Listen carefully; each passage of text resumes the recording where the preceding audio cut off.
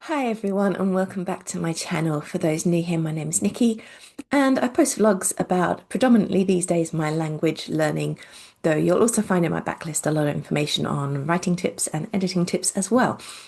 So we're here today, it's the middle of the year or pretty much. I'm recording this on the 21st of June and it will be posted in July. So I really just want to share a couple of things with you today, and mostly about my language learning, how my studying has been going so far this year. It's kind of a bit of a mid-year update.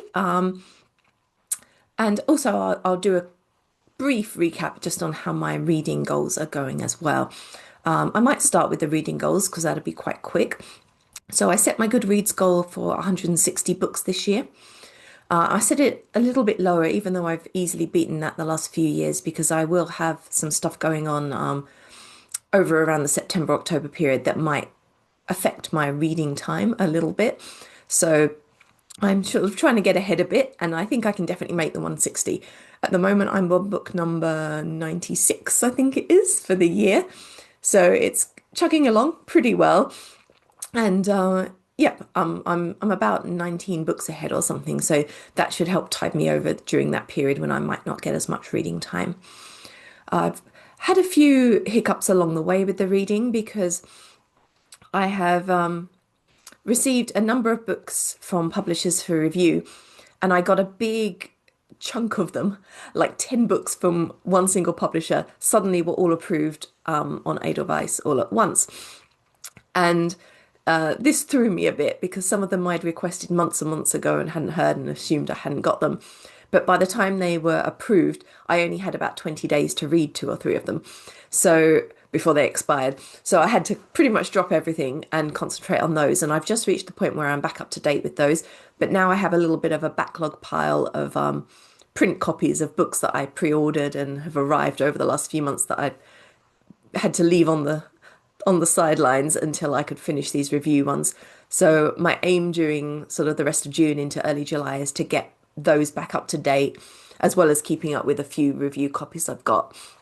So all being well, I kind of really need to be roughly up to date by the end of August. So as long as I make that, then I'm all good.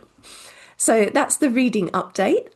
Not too much else to say about that. I guess the one I'm looking forward to most in my TBR pile at the moment is V. Schwab's Bury Our Bones in the Midnight Soil, which I picked up from the bookstore a week or so ago. And that'll probably be one of the first ones I get to once I switch out from review copies to print books.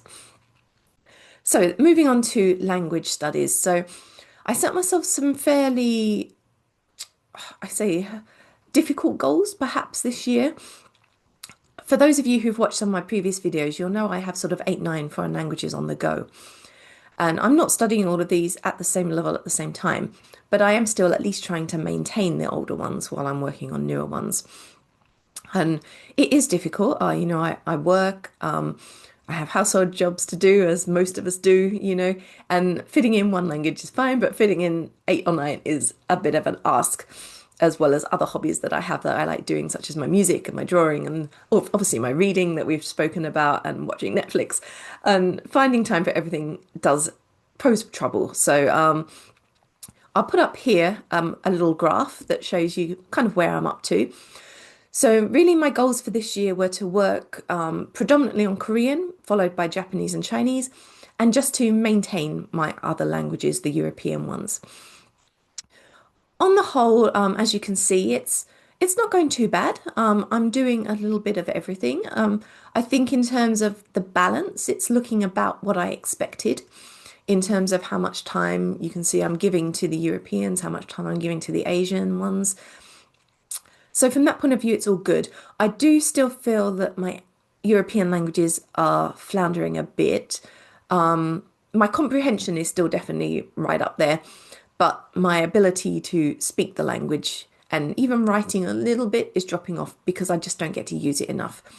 So I need to think about better ways of getting in some practice for those skills. It's pretty easy to practice reading and listening for all of them and keep those chugging along, but I do need to think about how I can bring in some more writing and speaking practice without too much expense. And that's something I might not really get to the rest of this year, but I want to start thinking about looking ahead to 2026 to try and think of some ways I can bring that back in. Regarding the Asian languages, I feel Chinese, I'm progressing a little bit. I have taken a couple of italki classes, and it was a sort of confidence boost that the teacher said she could mostly understand me, even though I know my accent is really bad. And she said, she corrected me on a few tones here and there, but she knew what I was asking her and what I was telling her. So that was a help because that's something that I'm a little bit paranoid about, my bad pronunciation in Chinese. It's something I still need to work on a lot, though. Again, as with most of my languages, it's the speaking that I find the hardest just because I don't get that practice that I get for the other skills. In terms of my comprehension, I think that's definitely improving slowly but surely. When I listen to Chinese, I'm picking out more now that I recognize and can understand. And with reading too, there's definitely signs of improvement that I feel like I'm getting my head around recognizing characters. I'm also getting to grips a bit more with some of the grammar. So I feel that although it's slow progress, it is progress, and I'm reasonably happy. Japanese, though, I feel has stagnated a bit. My comprehension, once again, is still reasonably good. Like I listen to podcasts every week. I'm listening to podcasts, watching videos, and my comprehension is pretty decent. Certainly, I understand everything at beginner level, and I understand a decent amount at intermediate. But my speaking again, once again, the dreaded speaking definitely is not there. So I was taking italki Japanese classes up to the end of last year, trying to do one a month, and time and money just became an issue. So I had a bit of a break, and when I came back, I discovered the teacher I had been working with now only did weekend classes, and I really like to try and do my classes on a Wednesday. That's the day I have the best time for it and the best peace and quiet in the house. So I found a new teacher, and I've had two classes with her so far, and I'm getting on okay with her. So I will book another couple of classes between now and the end of the year. I'm not really doing every month at the moment because I'm also factoring in those Chinese ones. So I'm pretty much doing for italki one Korean class a month and alternating between months for one of Chinese, one of Japanese. So again, comprehension is there. I need to practice speaking more and do a bit more writing as well, just to, I think those two will go hand in hand. In fact, for all my languages, I think they do. The more you write, the more you're thinking about creating sentences, the easier it then is to create the sentences in your mind when you're speaking as well. So moving on to Korean, this has probably been one of the best ones and the sort of area I'm most happy with so far this year. As you may know from previous videos, I finished all the Korean courses that were available as online classes at the Korean Cultural Centre in Sydney at the end of last year. And they only go up to intermediate level in the KCC in Sydney. They don't do the full King Sejong curriculum. So I was kind of wondering what to do this year. And I wasn't floundering, but I've had some ups and downs. I did try to use this book, which I'll sort of slot in the gap here to show you. However, I decided after a couple of chapters it was a bit too advanced for me still. So I've put that one on the back burner. I have been doing some reading of using this book, and also I've finished reading at last a young adult novel that I started last year that I'd bought in Seoul on my 2023 trip. I'm really happy that I got through that, and it did give me some confidence. I think having had difficulties with the first book I tried to read that turned out to be just too advanced in terms of the terminology, because it was a book about a real estate, essentially, this woman's attempt to, get into the housing market. And there was all this technical jargon and it really bogged me down. Whereas reading this young adult book, although there was a lot more text than in that picture essay that I'd started with, the text was a lot simpler. So I was able to follow quite a bit. There was a fair bit of Konglish along the way as well, because it was a translation of an English language work. And when I got to the end, I felt really happy that I'd finished an entire book in Korean. At the moment, I'm reading a sort of manhwa style, cartoon style cat story, which I'm doing okay with it, and I expect to finish it before the end of the year. But the thing I'm finding about it at the moment is there's not a lot of text, and what there is often sound noises, like pad, pad, pad as the cat moves and things. So part of me thinks that it's not necessarily particularly useful language to be learning, but I will sort of zoom through it and then I'll pick something new. What else? So I did discover a few months ago that they were running a Korean culture course here in the city in Adelaide that was taking place on Tuesday evenings for 9 weeks. So I signed up for that. We're about halfway through that now. So it was studying Korean traditions through the seasons. And there's also a fair amount of crafting involved, which appeals to me. So we started off, we created a notebook to use with a sort of traditional binding technique. And then we've been learning a bit about different seasons. We've been tasting some relevant food for the seasons. And we've been doing some more crafting, transfer ironing on letters to the pouch that we keep our books in. We've made fans, and that continues for 4 more weeks. So it's been good. I've enjoyed it.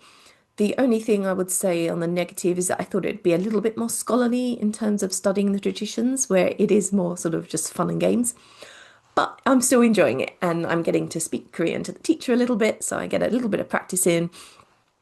And yeah, overall, it's been pretty good. And I will share, at least on Instagram, some images of my notebook and some of the drawings and things I've done when I finish. Around a month ago, maybe a couple, 2, 3 weeks, I discovered on KSI Online, King Sejong Institute Online, that they had some free video culture courses. So I whizzed through those. And then I discovered I could also continue the curriculum online through self-paced classes. So I could pick up where I left off at KCC and then continue studying through the rest of intermediate to advanced. I was really happy about this. I did wonder what the courses would be like because I thought, is it just going to be passive video watching? But actually, I'm really impressed. You watch the videos that instruct you about the grammar points or the new vocab, but then there are sort of interactive HTML exercises on screen that pop up that you have to complete to move on, to test that you understood the vocabulary, that you know how to use the grammar. So yeah, I'm really pretty impressed with it. My aim is there are two intermediate levels and two advanced levels. So I'm working on the first intermediate level at the moment that I'd like to finish by the end of August. And then I'm hoping to do the second intermediate level during the final quarter of 2025, and then be able to do the two advanced levels during the first half of 2026. So that's the aim, and we'll see how I go. But yeah, I think definitely Korean, I still feel I could be doing more. I did enter a speaking contest a couple of months ago, which was the Korea Times one. So it was a big international contest. So I didn't win any prizes, but I didn't expect to because the caliber of contestants and entries for it was really, really high. And some of the people that entered that I heard their videos, they were absolutely amazing. But it was still a good experience again to practice writing a speech, presenting a speech. I'm waiting to see if the local Australia one that I've done previous years is on again. Usually they announce it by now, and I haven't heard anything yet, so I don't know if it's not happening this year or if it's just late. But if it does go ahead, I would like to enter that again as well. For again, just some really good practice of writing speeches, answering questions, and presenting in Korean. So that's where we're up to for the year. So I would say it's been a mixed bag so far. I'm generally keeping up with what I plan to do. However, I'm feeling a bit disheartened that progress isn't great. And I think I'm probably spreading myself too thin, is the answer. So I am going to continue as set for the rest of the year because I do have stuff in place still. And as I mentioned, I have that period of a month or so when things are going to be a bit up in the air. So I won't be able to do all my normal study to the same level at least. So I'm going to continue on, but I want to be thinking ahead. And when I do my end of the year sort of wrap up and my plans for 2026, I'd like to have some ideas in place for how to sort of really hone in on some of the skills that I need to concentrate on, I guess, because it's so easy for me to fit in listening practice as I commute to work and things. but to fit in speaking and writing is a lot harder. So I want to really brainstorm some ideas on that. As a final point, I guess if you follow my social media or my blog, or my channel here, you'll have seen I've been doing a series of posts, both vlogs and blog posts over the last few months on language learning, just giving some tips on things that I found that have worked for me and some suggestions on things you can try if you're getting into language learning, particularly for self-study.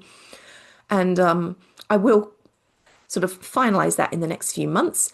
And at the end of the year in December, watch out on my channel here and on my blog, because I will be giving away a free PDF booklet that kind of summarizes everything I've been discussing throughout the year. So I hope you'll look forward to that. And I will see you again for another of these kind of vlogs around December, January, when I'll wrap up my year of language learning and look ahead to the next. Bye for now, everyone.